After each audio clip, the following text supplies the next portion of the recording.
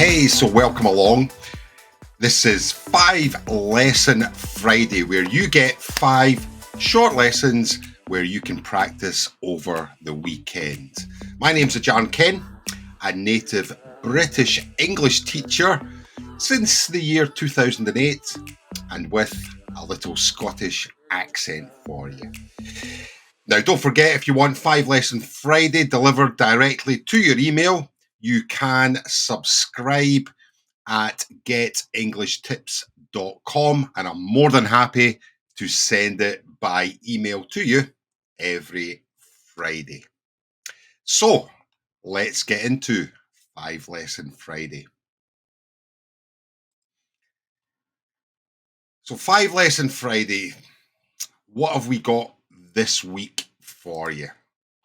Okay, so lesson number 1 on 5 Lesson Friday is 5 ways that you can say that you're not really feeling too well, or you're feeling a little bit ill. So let's have a look.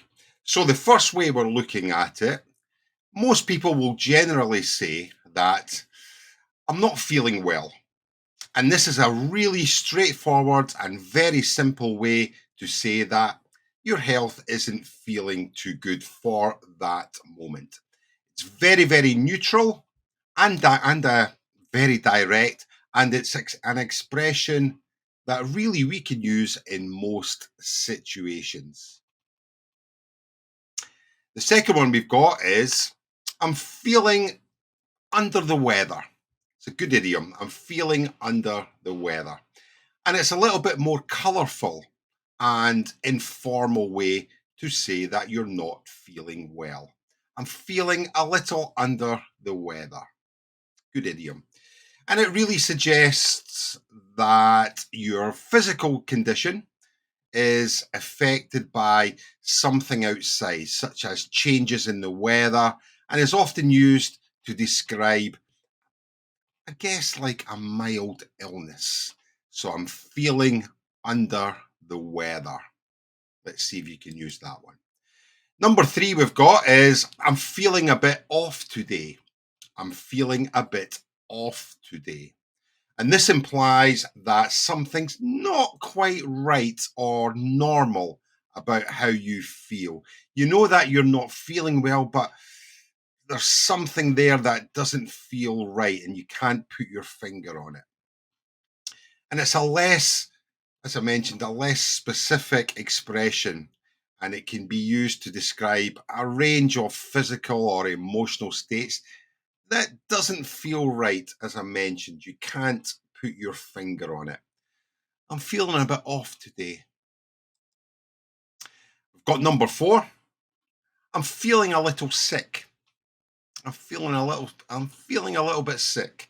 And this suggests that you're perhaps experiencing some symptoms of an illness, but it doesn't mean that it's anything serious. It could be it's a common expression that could be used to describe a mild illness, such as a cold or a flu. So I'm feeling a little bit sick. And the last one we've got for number 5 in your 5 ways to describe how you're feeling is I'm not at my best today. I'm not at my best today. And this is used to describe a range of situations where you're not feeling the best, whether it's due to illness, stress, fatigue, or other factors. And it implies that you're not performing or going about your normal tasks as you normally would.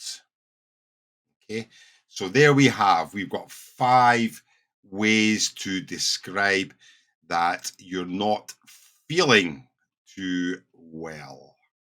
So let's see if you can put this into a sentence. Can you give me your one of these expressions and then a little sentence to back it up? For example, I'm not at my best today. I'm feeling a little bit queasy. I've got a sore stomach. So that could be your example that you can use. So let's do a little quick recap there. We've got number 1. for feeling unwell. I'm not feeling well. We've got number two. I'm feeling a little bit under the weather. Number three. I'm a bit off today, or I'm feeling a bit off today. Number four. I'm feeling a little bit sick. And number five. I'm not at my best today at all. So there we go. 5 ways for you to describe that you're perhaps feeling unwell or you're feeling ill. Let's see if you can use them in the community, and I'll check your examples for you. The second lesson we've got today in 5 Lesson Friday is 5 ways to say that I'm worried. Normally people will just say worried, yeah? But here we're going to look at different ways we can use that you're feeling a little bit worried. The first one we've got is I'm concerned. Now, this expression is a little bit more formal than saying I'm worried, and it's often used in business or in professional or academic situations or contexts. I'm worried. And it suggests that you're giving careful thought to a situation or an issue, and you're aware that there's going to be perhaps some problems or risks.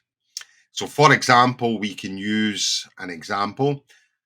I'm concerned about the financial stability of the company after the recent layoffs.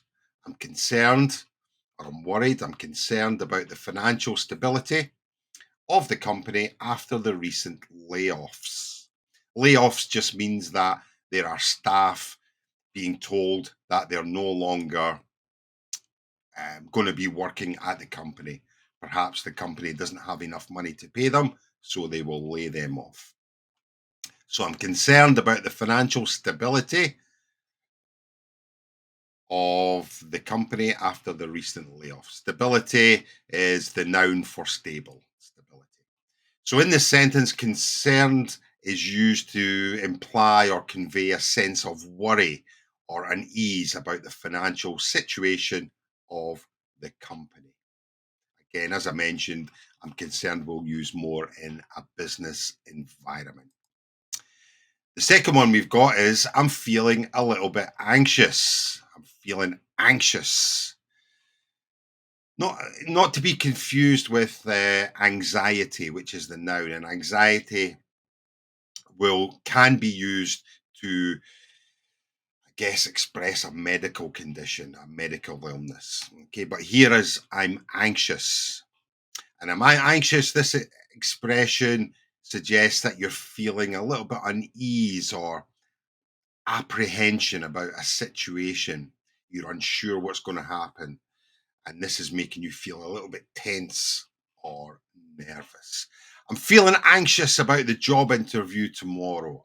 So you're showing that you are worried about a situation that's coming up. I'm feeling a little bit anxious about the job interview tomorrow.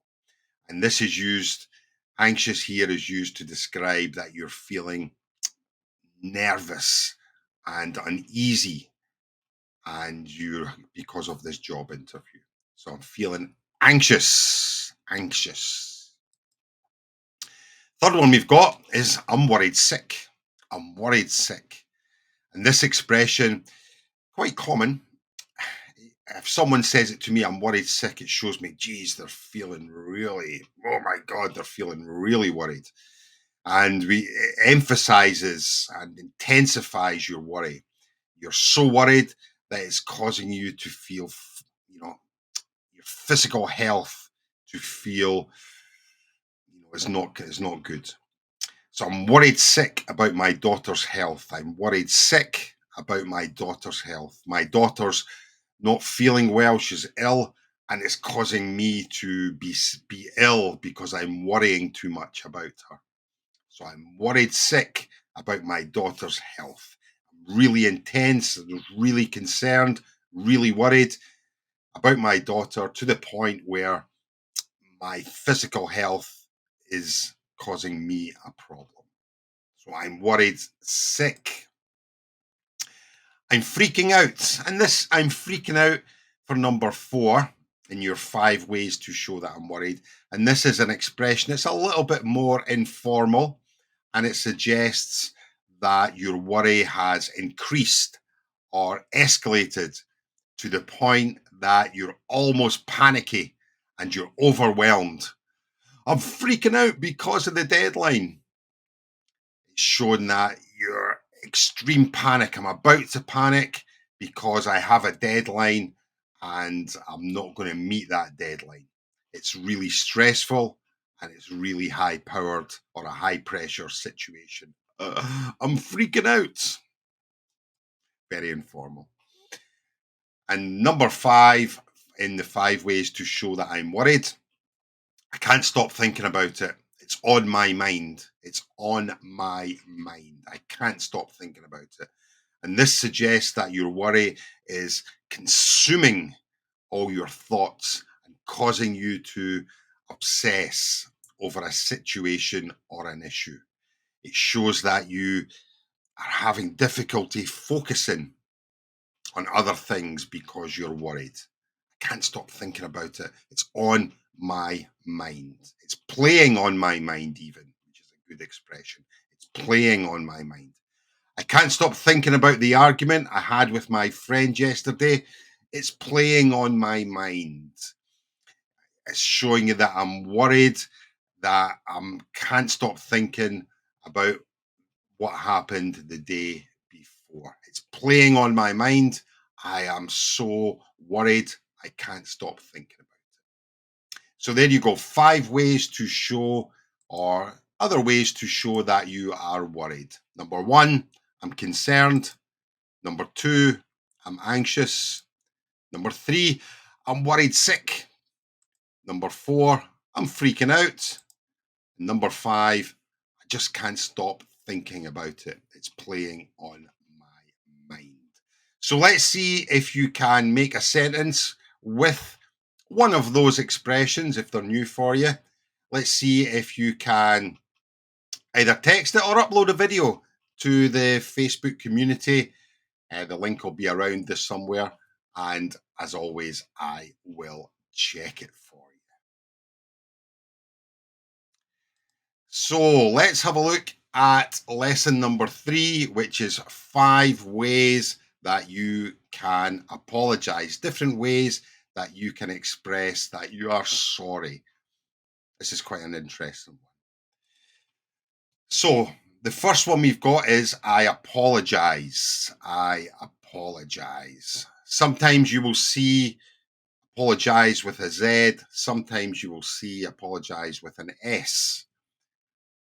With a Z, it's American English, and with an S, it's British English. I'm using the Z here, if you can see on my screen, because that's the way my computer has been set up with the American English version. So I apologize. Very, very straightforward. I apologize for being late to the meeting. And when we say I apologize, it's quite informal and more polite than I'm sorry. And we use it in business, in professional or formal settings. I apologize. I apologize for being late for the meeting or to the meeting. Quite formal, great to use in business. I apologize. Second one we've got is I'm terribly sorry. I'm terribly sorry that I was late. I'm terribly sorry. You see, we've just put the adverb terribly. Great adverb to use with a negative situation. It shows much more emotional and sincere way of showing remorse, showing that you're sorry. And it conveys a kind of stronger sense of an apology. And we use it in a kind of more formal situation. I'm terribly sorry. I'm terribly sorry I was late. Really good adverb to use. Terribly sorry. Number 3 is I do apologize. I do apologize. I do apologize for the mistake. Now, as you know, normally we will just say I apologize. Rarely will we use do plus a verb, because normally that's wrong, right? But here, I do apologize is called the emphatic do, the emphatic do. And the emphatic do just emphasizes the verb. I do apologize. I'm stressing or emphasizing that I am sorry. I do apologize. Very polite, really polite. I do apologize. The emphatic do. Number 4, please accept my apologies. Please accept my apologies for the delay in replying. Apologies is the noun. So we've got my apologies. And this is an excellent one to use in email writing to show, you're sincere for being sorry. I please accept my apologies for the delay. Please accept my apologies for the inconvenience. Please accept my apologies. I will reply soon. So, really good one to use in professional writing. Please accept my apologies. And the last one we've got is just my apologies. My apologies for the inconvenience this may have caused.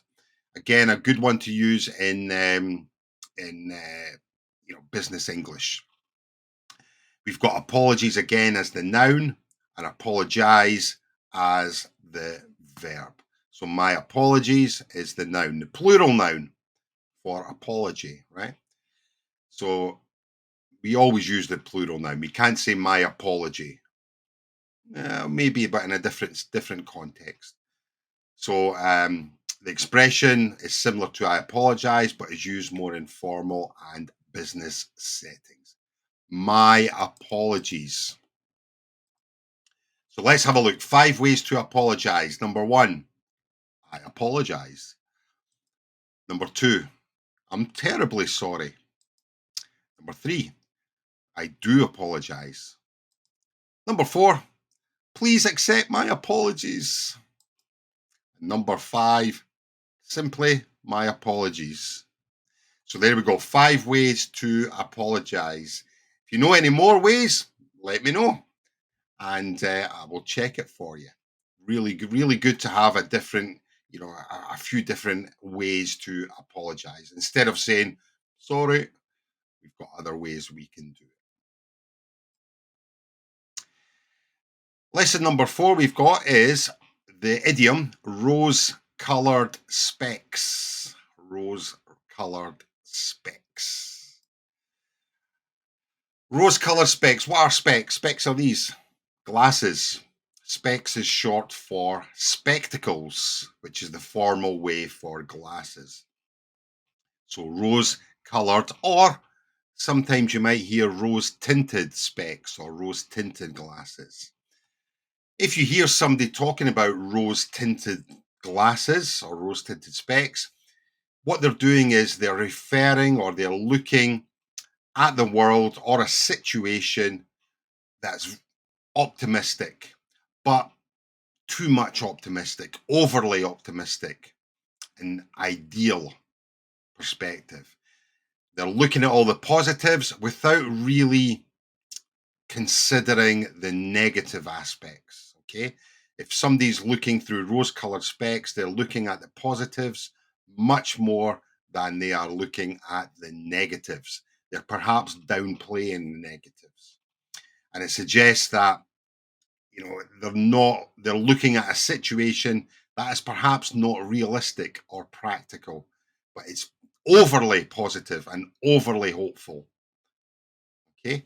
So rose colored specs. If you can imagine that, my glasses have tints in them. They're clear at the moment, but if they have tints in them, and it alters the way that I can look at a situation. So, or look at something. And this is much like an optimistic attitude. You're looking at a situation in a different way. So, for example, we can say she's always looking at things through rose colored glasses. She never sees the negative side. She's always looking at things through a rose colored glasses or through rose colored glasses, rose colored specs. She's never seeing the negative side. In this example, the speaker is suggesting that the person has an overly optimistic view of things. She's ignoring the negative aspects or problems that might happen. Okay, so she's looking at things through rose colored glasses. She never sees the negative side of it.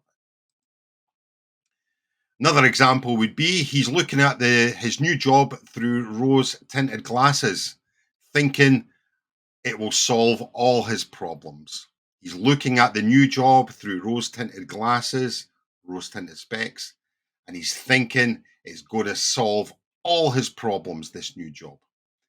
So here the speaker, they're suggesting that the person is overly optimistic again about their new job. Too much optimism, and they're not thinking about the negatives. It's not going to be a realistic about the challenges or drawbacks. So rose-colored spectacles, rose-colored glasses, too much optimism. That's perhaps unrealistic about what's happening. Rose-colored specs are looking at things far too much optimistic, with far too much optimism, that they are ignoring or downplaying the negative sides. Do you know anyone who looks at things through rose color specs? Then let me know. Similar expressions to rose colored glasses include naive optimism or blind optimism or unrealistic optimism. So let's see if you can use this in an example sentence. Just give an example using rose colored specs and the reason why they're looking through rose colored specs, and I'll check it for you. And you can use a text or you can upload a video if you are on the Facebook community for Get English Tips. Rose color specs, good one to use if you're an intermediate student. Let's see your examples.